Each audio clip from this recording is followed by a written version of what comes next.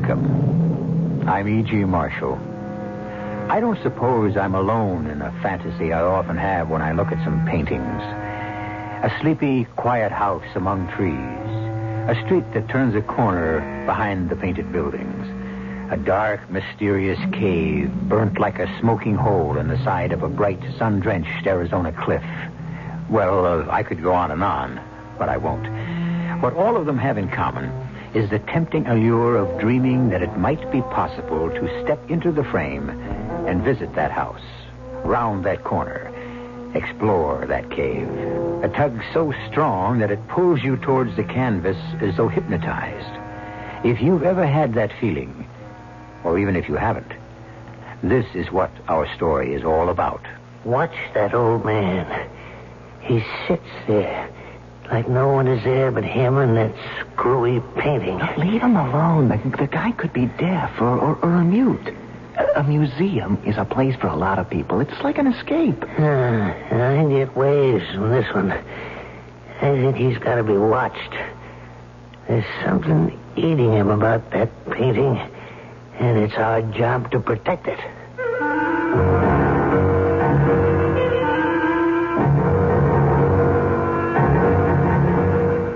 Our mystery drama, Portrait of a Killer, was written especially for the Mystery Theater by Ian Martin and stars Michael Wager.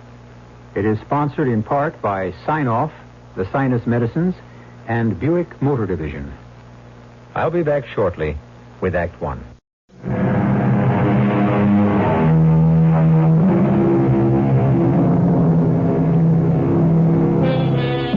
The Fresnick Museum is not one of the world's great art collections, but it is surely one of the most eclectic, by which I mean the rich man who left it and his house to the city was extremely choosy about what he liked or disliked.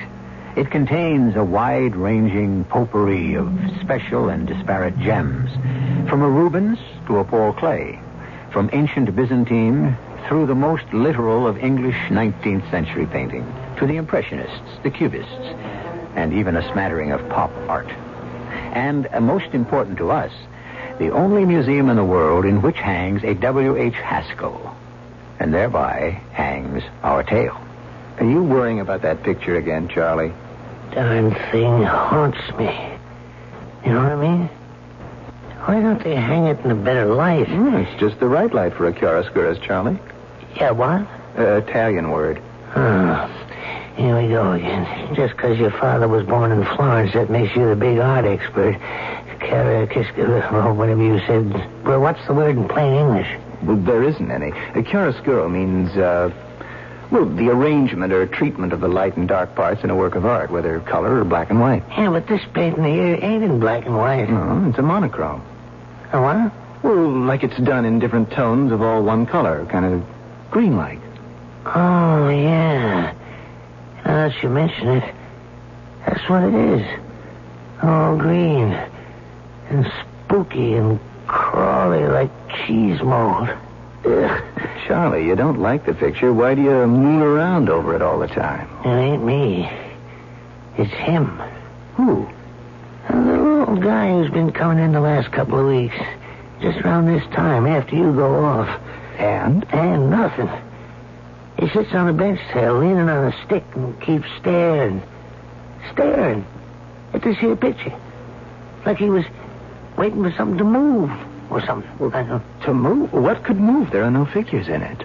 Well, I know what could move. Maybe he expects somebody sneaking around in all them trees. Oh, come on, Charlie. You're letting the job get to you. Now, I get crazy notions sometimes, living here in the past, like it was with the dead, with the quiet and all. But I thought you being older, it wouldn't get to you. I guess I was wrong. That ain't the deal, Joe.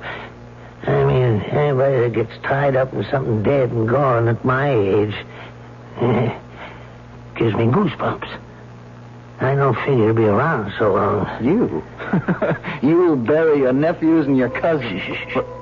What is it? Here he comes. Here who comes? The viewer. With the scarf and all. Let's make ourselves scarce, and you'll see what I mean. Why do I come here? Because Somewhere, sometime, a man named John Brown has to be remembered. If not for himself, at least for what he could give of himself. Who would have imagined out of all the seemingly total failure of my life, this one last unexpected piece of immortality remains, and how bitter that it had to be this, the visual representation of everything that brought me disaster and tragedy. Just watch him. Charlie, I'm hired by the museum to watch a lot more than a sad gray old man who comes in for lunch and a rest. Look at him. He'll sit there and stare at that painting without moving from now till closing time. Oh, what is it that grabs him so? Well, why don't you ask him? You want to come with me for a minute? I'll show you why. Okay. Nice looking picture, huh? Well, it's one of my own favorites. It really seems to get to you, sir. Forget it, Charlie. Let's move. Just a second. You happen to know the artist or something? Come on, Charlie. Okay. You see? It's like no one was there but him and that screwy picture. Oh, don't bother him. The guy could be a deaf or a mute.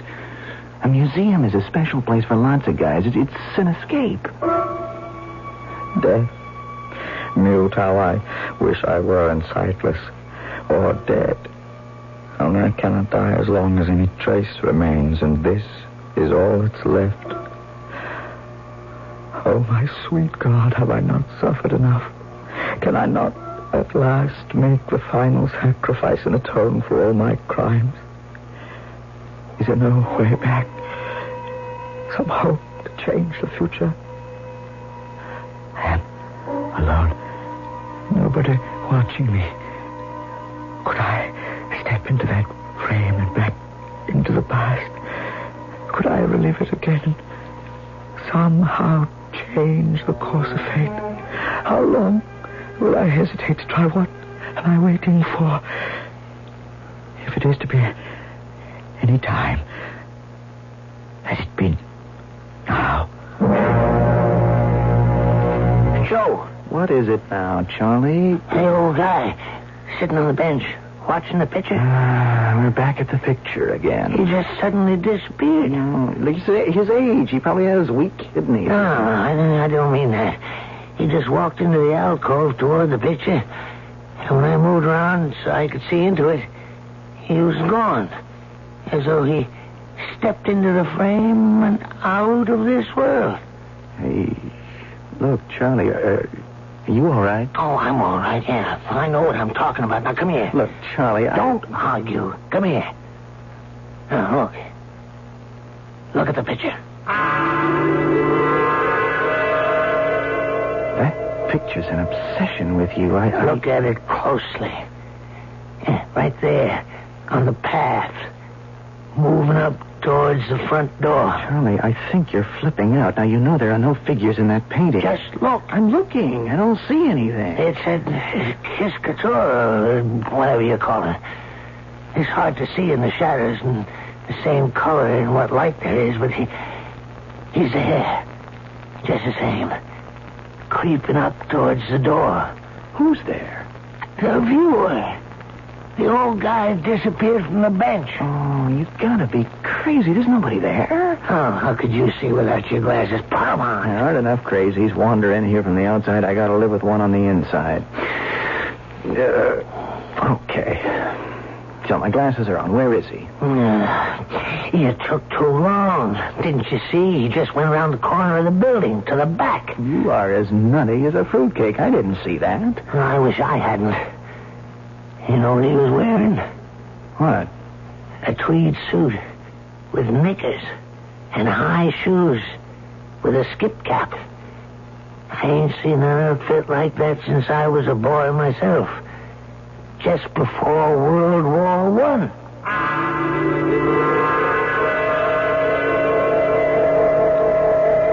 The Braxton House. That damn Braxton House. From the beginning, it both lured me and repelled me. Just the house itself. Long before I'd met and fallen in love with Polly and learned to hate Gilbert Fairley, the smooth, suave guardian her father appointed when he died. Gilbert Fairley. Surely one of the most ironic names for a man who was driven to win, but happiest when he could do it by cheating or hurting or destroying the loser. That summer of 1917, sneaking around the corner of that bewitching yet lonesome house, I was bound and determined he wouldn't get away with it with me. Charlie, I don't know if you're putting me on, but if you're not, I'm really going to start worrying about you. Joe, I swear. First off, I noticed the old man had disappeared from where you were sitting. And then I seen the guy in the picture. Moving. Dressed just like I said. But that wasn't what scared me so much. Hmm? What was it? Right here on the path. You see where there's kind of a spot of moonlight, sunlight, or whatever it is? Yeah? Right there. He stopped for a moment. And he sort of looked back over his shoulder. Just long enough so I could get a glimpse of his face. Right. Mm-hmm. And he looked like Boris Karloff. No. Mm-mm. But so help me, I know who he did look like. Or the way he could have looked back there around that time. Yeah, and now you're going to tell me it was your bench sitter, right? Your, what is it you call him, your viewer? That's just what I'm telling you. I'll lay $1 to donuts that old bum used to visit or sneak into this house around 50 years ago when he was a young guy. So maybe he did. But what's it to you? What do you care? I don't know. I just sure give a hell of a lot to know what went on in that house that was strong enough to call a man back from today to walk through that frame to yesterday.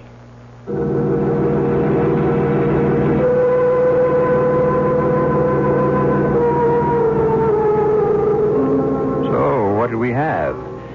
An elder citizen filling a job who is slipping into senility without realizing it?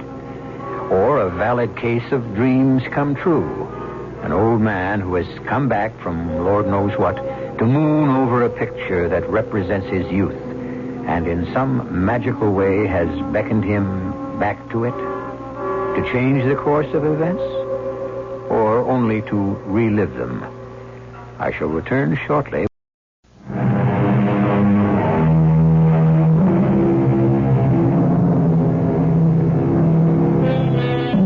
It is the year 1917. America was racked with the agonizing debate over whether or not America should enter the Great War, which was raging in Europe. But somehow, individuals continued to be as absorbed as ever in their own personal problems. For example, a young man with the undistinguished name of John Brown, an artist with limited prospects and even more limited funds, fell helplessly in love with a young heiress named Polly Braxton, and she with him.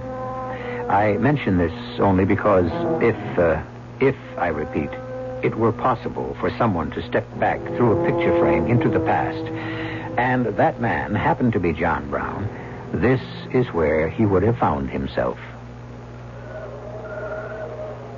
It was a long wait, as always, for Polly in the gazebo. But at last she came quickly and silently to my arms and back to my waiting heart. Oh, John, darling, forgive me for being so late. I couldn't get away from him tonight. It doesn't matter. Now you're here. I love you, Polly. And I love you. I don't understand why he's so dead set against you, knowing it's what I want. I'm an artist, which automatically means I have nothing. How could I support you? Who cares about money? I have plenty for both of us. Not till you're 21. Oh, I couldn't live off you anyway, Polly. Only till you're a successful artist and everyone realizes how wonderful you are. Well, I'll tell you something. I don't say I'm going to be famous, but I think I found a sponsor. Who? Mrs. Chelton Fresnick. That ancient old grass widow? Oh, grass she might be. Ancient she isn't exactly. Why, Johnny Brown, I'm surprised at you, scarcely 22. She must be all of 30 and beyond. And everyone knows her husband was old enough to be her father or more when they married. All things considered, he ought to have been your guardian instead of... Instead of me, Mr. Brown. Mr. Fairley. Gilbert, I didn't see you approaching. I made no effort to conceal my approach.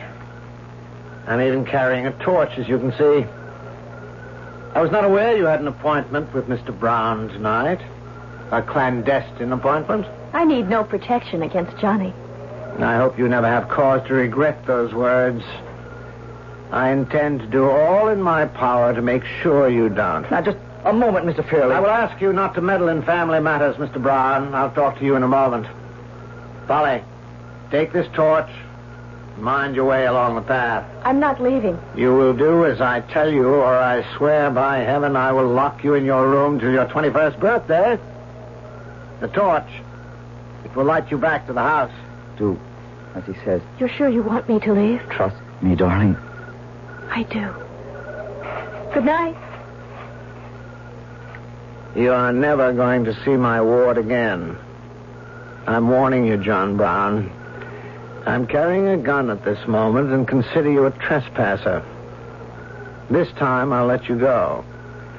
But if you ever show up at Braxton House again, I will shoot you on sight. I may show up with a gun myself. You won't get very far. From now on, I'm turning loose trained dogs who'll tear any stranger within the property apart. I left quietly enough, my tail between my legs, but not as far as Mr. Gilbert Fairley thought I'd gone.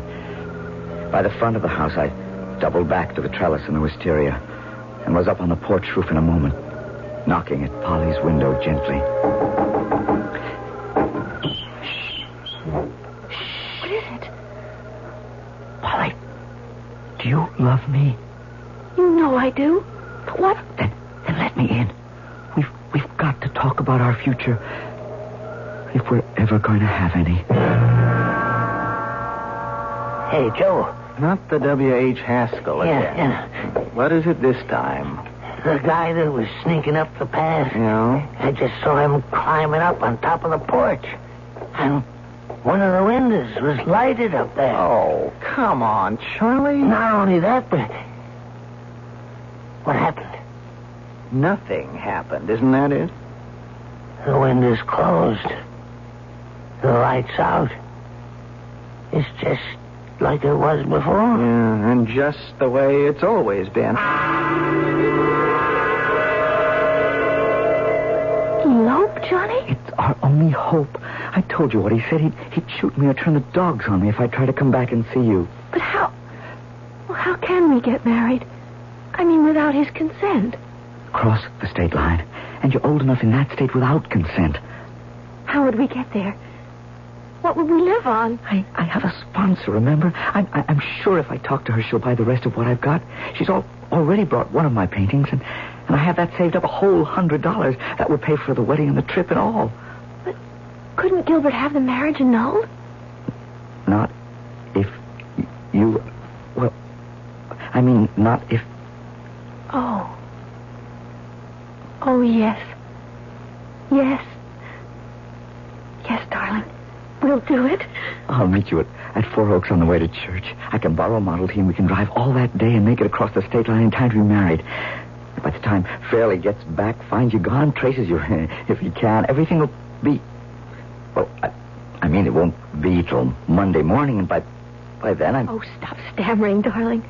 I want to belong to you. To be yours. And once I am, he'll just have to accept things as they are. Till Sunday. Till Sunday. You'll never regret it. You'll never regret it. If either of us could ever have dreamed. But at that moment I was too concerned with another problem that lay ahead of me, which also concerned a woman. My sponsor, Marcia Fresnick.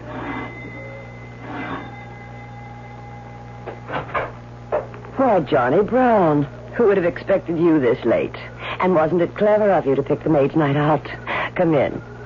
I'm sorry to bother you, Mrs. Fresnick, but, well, something has come up that All right, Johnny. But do we have to talk about it in the hall? Let's go inside and be comfortable. And does it have to be Mrs. Fresnick? Well, now, Come on and sit beside me on the couch. Now, let's get that unhappy frown off our handsome face and tell Mama what the trouble is.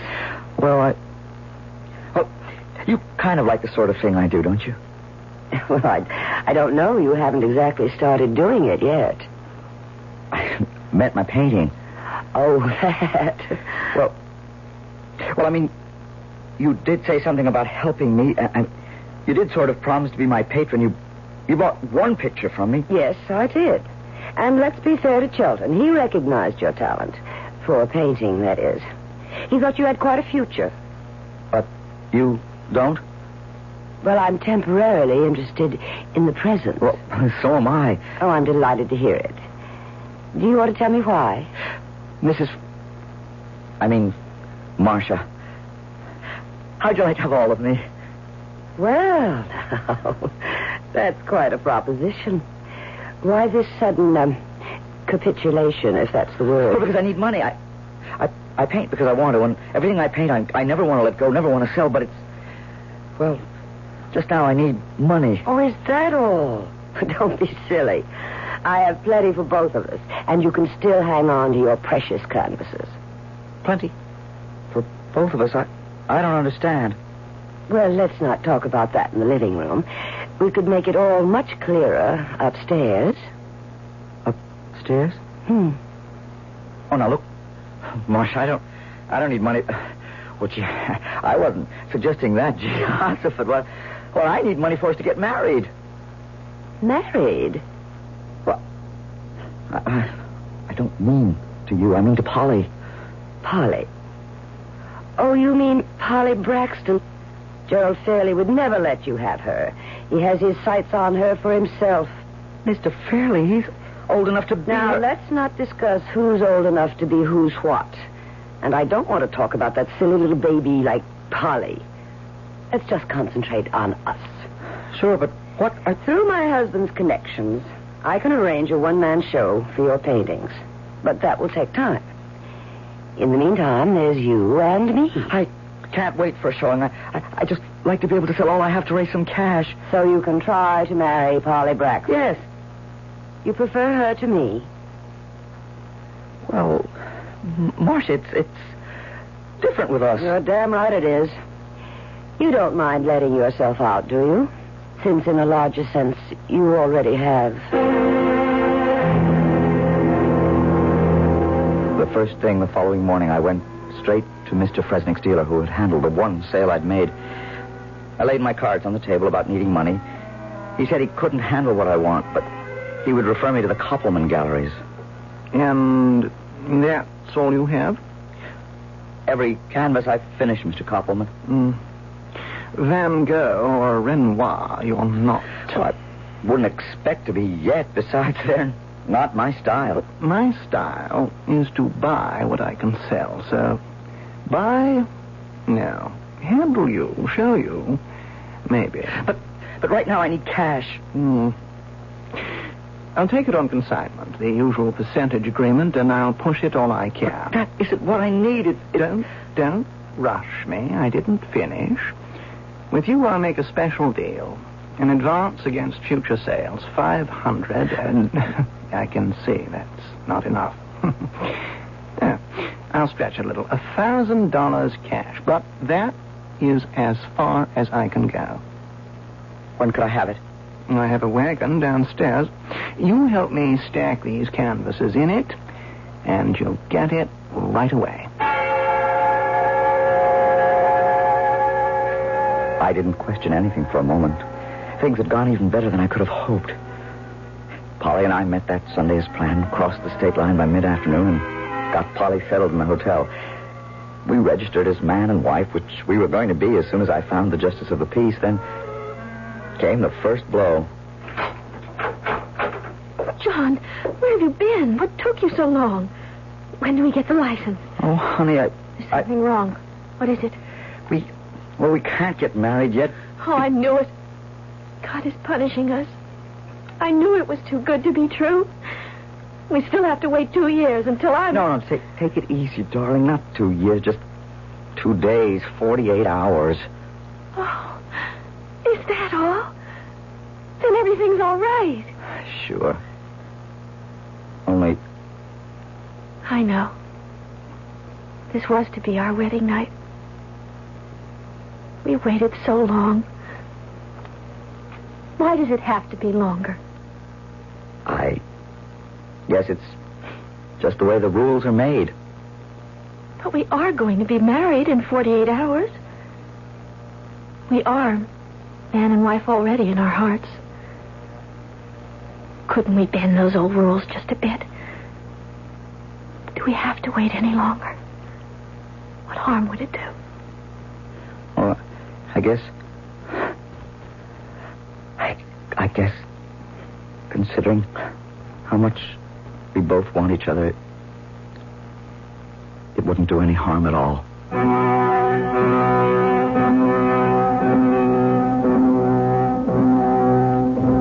I make no moral judgments. I only comment that twice recently, John Brown has made compromises with the two most important things in his life, his art and his love. For some men, in any day and age, this has afforded no problem. For John Brown, marked by fate, or if you wish to call it retribution, it pulled his whole existence down upon him like a falling house of cards, spelled his immediate failure and final doom. I shall return shortly with Act 3.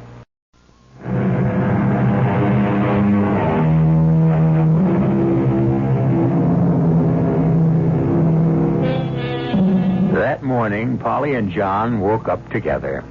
Man and wife, in every sense but the piece of paper that would make it legal. Two things happened that affected their future.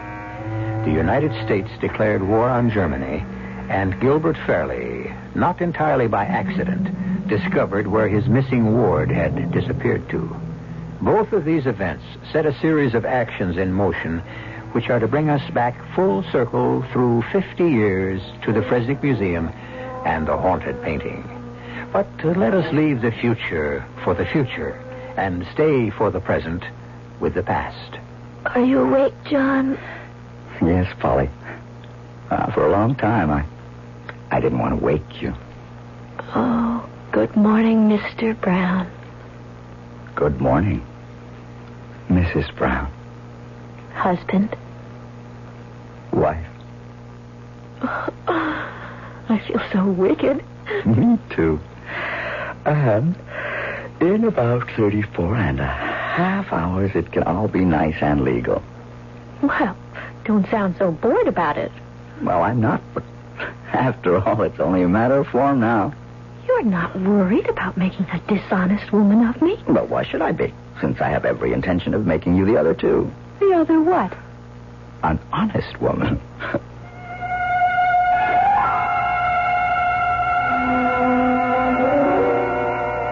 We didn't know how short our happiness was to be. Hell hath no fury like a woman scorned.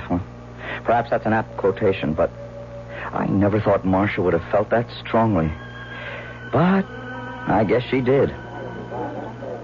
I'm sorry if I'm late for lunch, Marcia. So am I. But then that's a habit of yours. Don't be cross. I am going to be very cross with you for many reasons.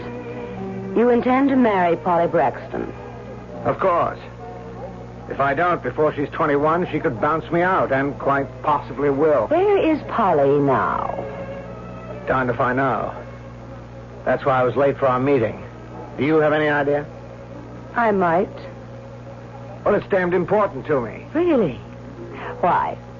Well, you know why. I'm not in the best of shape should my guardianship be examined now. But within a couple of years, with Polly as my wife, I need have no worries.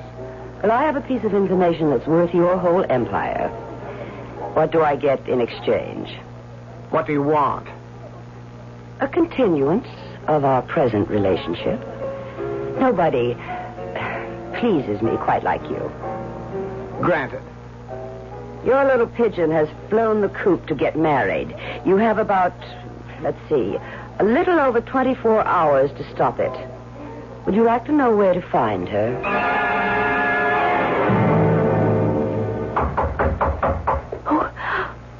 Who is that, darling? I don't know. I'm terribly frightened. Try not to be. Go into the bathroom, darling. I'll answer it. Okay, I'm coming. Oh, it's you. Where is she? Where's Polly? None of your damn business. She's my wife now. Oh, no, she's not. I took care to check on that at the registrar's office before I came here. I'm going to have you up for statutory rape. And I have enough evidence on you to make it stick. No, please. I'll go in court and swear that... You could only hurt him. You're 19 and still my ward. And without a marriage license, you've still not reached the age of consent. Now, I'm giving you both one choice. Take it, or I'll shame you and Polly out of all society, and I'll ram you in jail for the best part of your life, Mr. John Brown. What's the choice? We have just gone to war. We'll need plenty of cannon fodder. I shall expect you, Mr. Brown, to report to the nearest recruiting station today, or at the latest tomorrow. And Polly? I'm going to do something for Polly that you couldn't or wouldn't do. I'll make her my wife. And an honest woman. I won't go through all the pleading, the threats, the tears from Polly, and the vicious obstinacy of Gilbert. Today it would seem senseless. In 1917, it was a different world. And I ended up with one of the first cadres to ship overseas to the mud and the trenches as a member of the American Expeditionary Force. I think I prayed that a bullet would find me and put me out of my misery. But with the perversity of fate, since I didn't care about living, I was one of those who came back.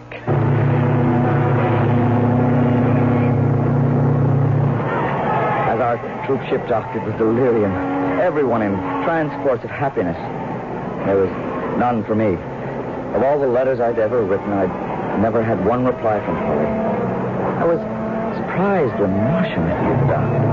Surprised that she was there, but surprised more than anything at how she had aged. So good to see you home, Johnny-O. Well, I should be glad to be back, or at least grateful. Where's Polly? Well, as soon as you can break free, why don't we go somewhere and talk?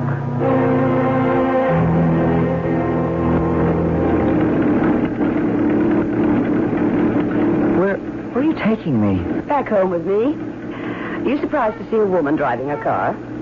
Yes, not you, but in general, yes. Well, I learned while you boys were overseas. The Women's Auxiliary did what it could. I'm sure it did. What about Polly? Well, she married Gilbert, you know.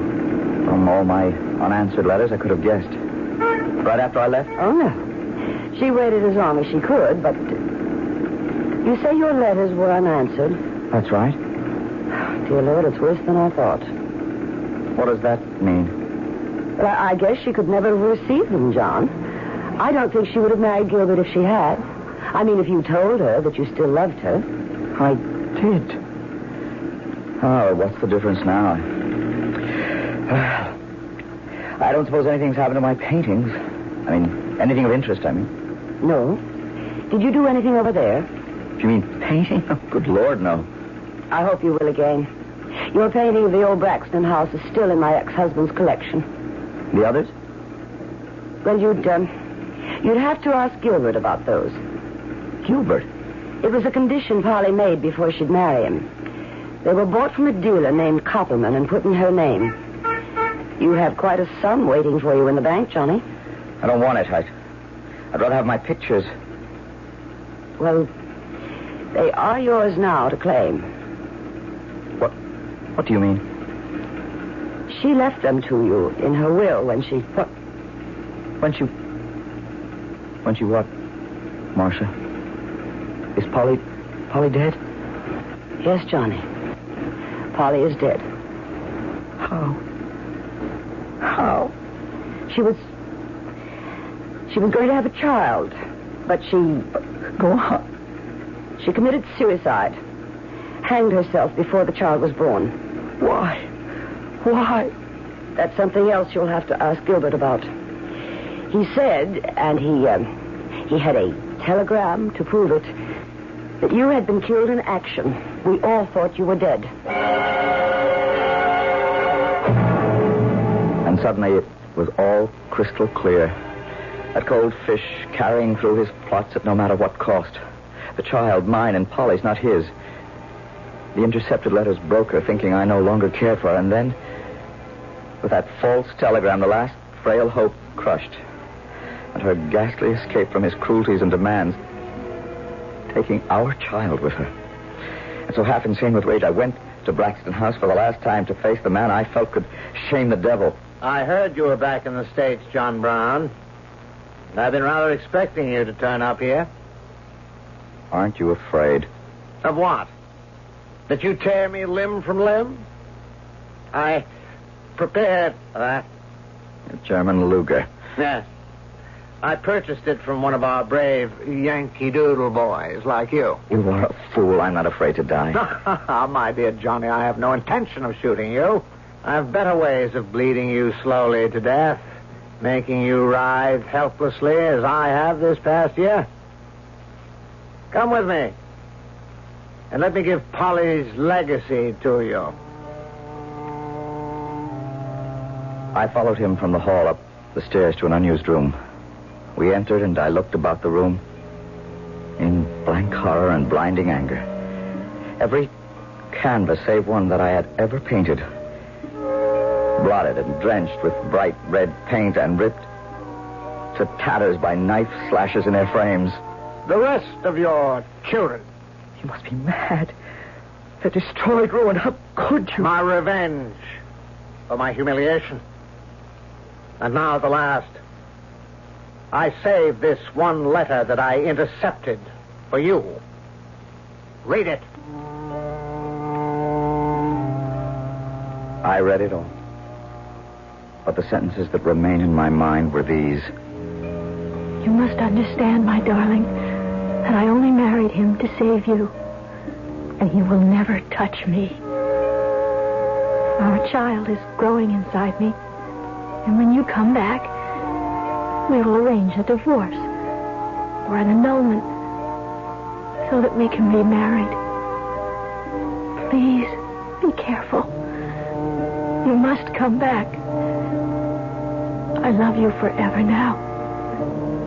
And if God should only allow that, in the beyond.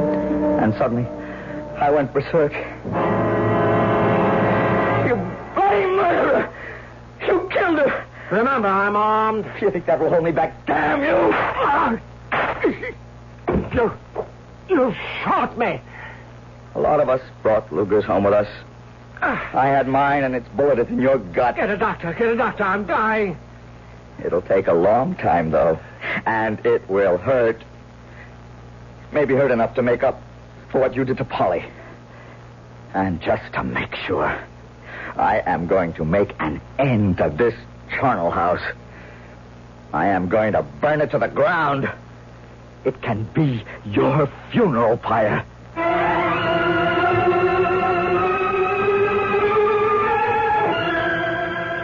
The police found me at Marcia's. I was arrested, tried, and convicted of arson and murder, and committed to an insane asylum for life, where I stayed until I escaped 1 week ago.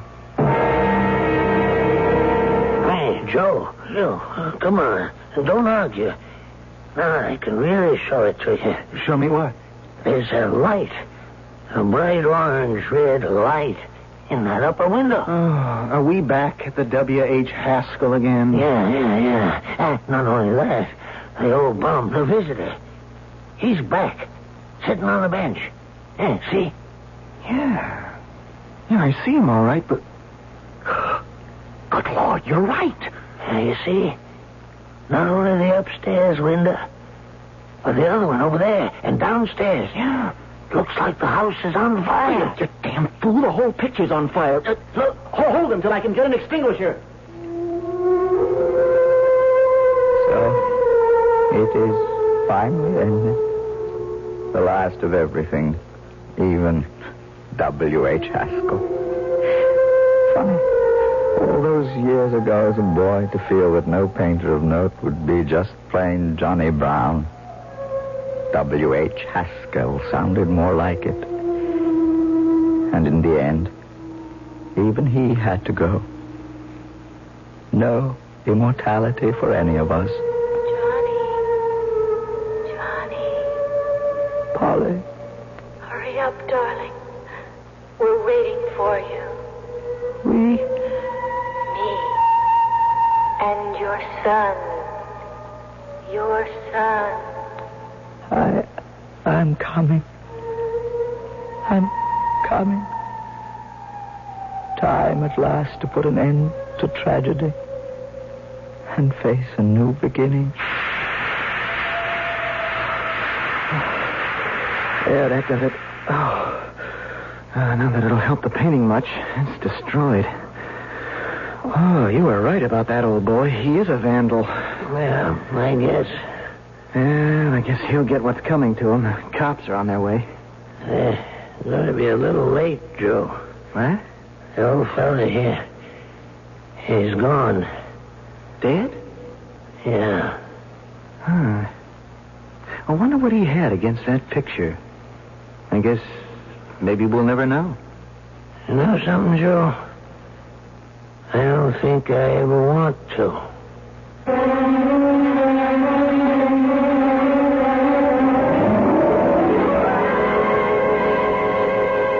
And maybe it's changed my own fascination for the idea of walking through a picture frame, like Alice through the looking glass, just to find out what lay deep in the heart of the forest, or the cave, or the house with the blank windows that showed no life.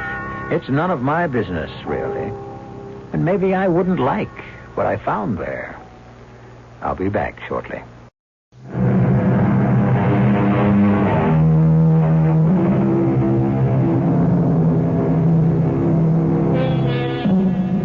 If any of you should come across a painting by W.H. Haskell, grab it for what you can, if it can be authenticated. After the incident in the museum, the old story was raked up again. And regardless of what artistic ability Joe Brown had, anything from his hand is, if not priceless, at least tremendously price-worthy. In his own strange way, he did achieve a sort of immortality. Our cast included Michael Wager, Robert Dryden, Joan Lovejoy, Jada Rowland, and Russell Horton. The entire production was under the direction of Hyman Brown. And now, a preview of our next tale.